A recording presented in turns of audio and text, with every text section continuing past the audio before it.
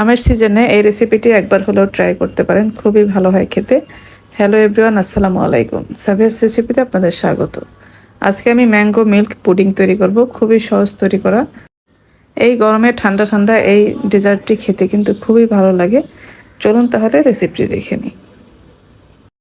আজকের রেসিপির জন্য আমার লাগবে পাকা আম। এখানে আমি 3টি পাকা আম নিয়েছি। আমগুলি বেশ ভালো মিষ্টি হলে খুবই ভালো হবে। আমগুলি আমি এখন খুব ভালোভাবে ছিলে নিব। আমগুলি ছিলে নেওয়া হয়ে গেছে।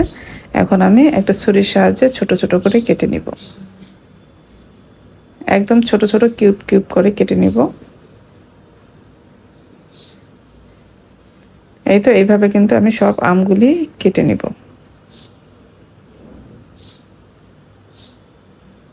সব আমগুলি কেটে নেওয়া হয়ে গেলে আমি এটা সাইডে রেখে দিব। এদিকে আমি চুলায় চলে যাব। চুলায় একটি কড়াই বসিয়েছি আমি। এখানে আমি 1 লিটার দুধ দিয়ে দিব।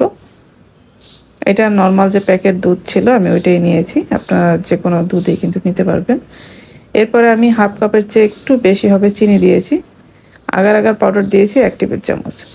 চিনিটা যার যার পছন্দ মতো দিবেন। অনেকে দেখা যায় মিষ্টি কম পছন্দ করে বা বেশি পছন্দ করে, মিষ্টিটা যার যার পছন্দ মতো দিবেন। তারপর আমি এখানে কিন্তু 1 চিমটির মতো লবণ দিয়ে দিয়েছি।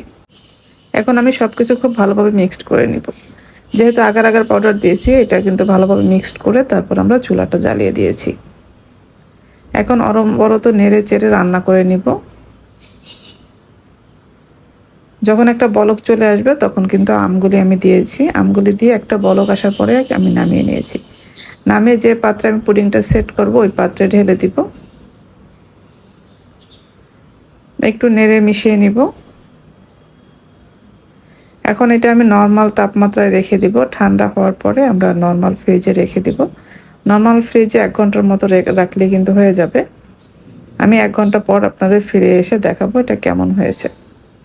1 ঘন্টা পরে ফিরে আসলাম। আমি কিন্তু একটা র্যাপিং পেপার দিয়ে র্যাপ করে নর্মাল ফ্রিজে রেখে দিয়েছিলাম। খুব ভালোভাবে কিন্তু এটা সেট হয়ে গেছে। এখন আমি আপনাদের এটা কেটে দেখাচ্ছি কেমনটা হয়েছে ভিতরটা।